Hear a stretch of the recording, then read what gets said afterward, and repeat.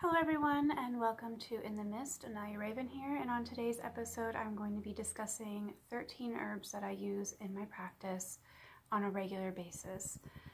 And also these herbs are relatively affordable, and in my area you can easily get them. Except for maybe one or two of these items or these herbs, they're not really easy to get. Like, you can't get them at a local grocery store, but most of them you can get them at a local grocery store.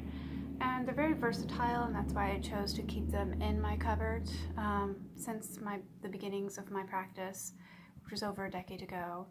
So anyway, I have a few minutes before I have to go back to work, so let's just jump right into this video. Okay, I do have my notes here, if you can see that little bitty corner, so I can keep track. And yeah, let's just get into it and enjoy your hot beverage with me on this beautiful day or night, wherever time of day you are in at the moment. So the first herb, it's not necessarily an herb, it's a fruit that I've been using since the beginning of my practice, was apple seeds, blossoms, or the wood of apple tree.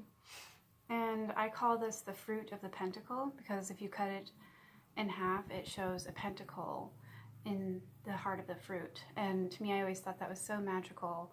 Even when I was little, I would always cut the fruit in half so I can see the pentacle inside. I called it a star back then, of course. And the apple represents all the 5 elements. So earth, air, fire, water, and spirit, because the tree is rooted to the earth. The branches go out into the air, and the juice of the fruit represents water, and fire is the passion that the fruit can bring. And also knowledge in the fruit of Avalon. Avalon is a mystical place of the mind, in my mind, and it represents the Fae, it represents the Lady of the Lake, King Arthur, Morgana Le Fay, and that sort of nature. And so anything to do with apples, I always associate with the Avalonian tradition. The next on our wonderful herbal list is bay leaf. Bay leaf is very helpful because it can bring wisdom as well as peace. And it's also known to use for protection spells as well. I use it for wisdom and peace in my practice.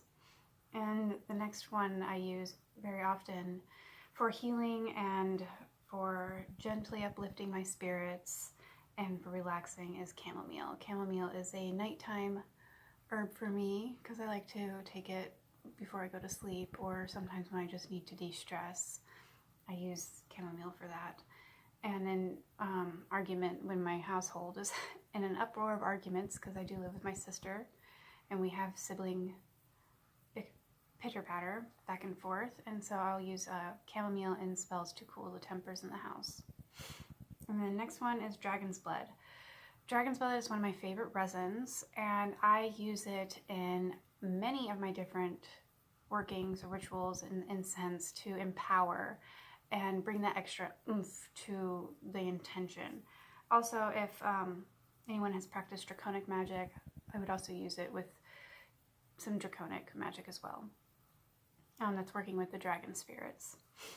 And frankincense is another favorite one of mine, and I use it for deep meditation and exorcisms.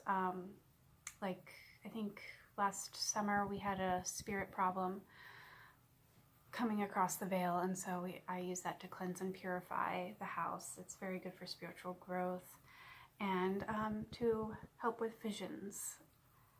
And it's been used for centuries for all different sorts of ceremonial magics. And then pairing with that is myrrh. I always use frankincense with myrrh.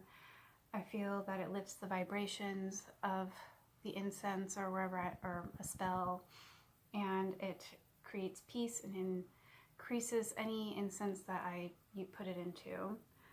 And also, funny thing, I found out later on that myrrh was used in death rites. That's pretty interesting. So, and next on the list is lavender. Lavender is a staple, I think, that should be in almost any witch's herbal cupboard. Simply because it's good for a lot of different things. It's good for psychic attunement, it's good for dream magic, meditation, and clarity. It's also good for relaxation, a calming scent. It's just a really amazing herb to use, and lavender tea tastes delicious. So do lavender lemon cookies, and yeah, that's always a thing that I use for those types of things.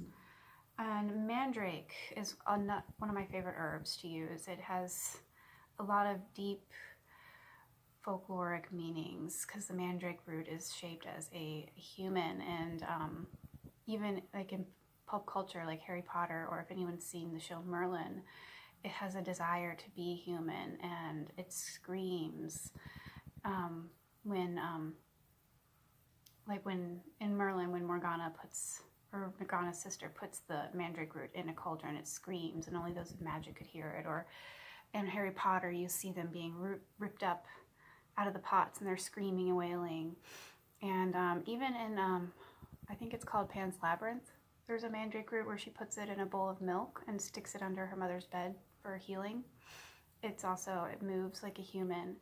And so I use that for mandrake, or for poppet work. Like if I'm creating poppets, I like to use the mandrake root for that. And it also increases psychic abilities. It multiplies money. It's just a very witchy herb, and it attracts lovers. It protects against demons or baneful spirits, and it prepares moon water for ritual use. It's just a really amazing herb to work with, especially for poppet use, because it does have a desire to be human.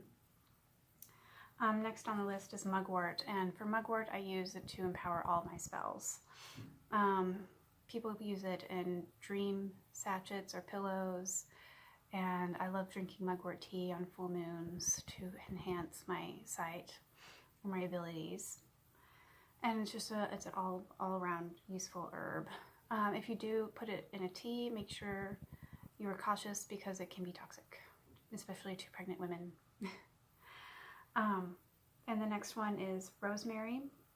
I love the smell of rosemary, and I use that for past life workings. I use it for memory spells, things to do with the mind. It has such a potent scent, and it kind of reminds me of the Athame or swords suit in the tarot, because it has to do with the mind and working with the mind, and also cleansing and clarity as well. And sage, most practitioners are familiar with sage. Sage is used as a smudging, mostly for clearing out a room or neutralizing the energy of a room. And if I'm using sage to neutralize the energy of the room, I always have another incense prepared, or either water prepared after the neutralizing of the energy, so I can bring in the energy and the intention I want in. Because if it's neutralized, you need to bring in something there, or else it could be filled back up again with the energy that you just neutralized. So, and the last but not least, another favorite of mine is vervain. And vervain has deep folkloric meanings as well. Vampire Diaries took it into, if anybody's watched Vampire Diaries, it's used to, against the vampires. And even I just recently watched a documentary about vampires, and they used vervain in those days to dispel vampires in their villages. And so it can be used for protection.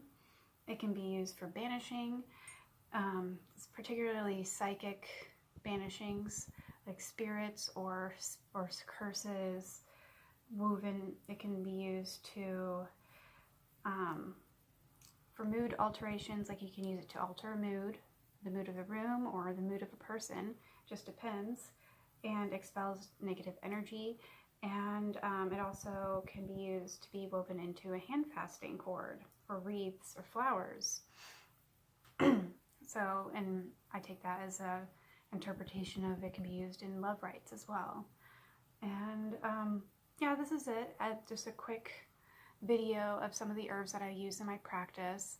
And like I said, I just had a few minutes before work, so I wanted to share with you guys what I use in my practice and what I think is a good idea for anyone to work with.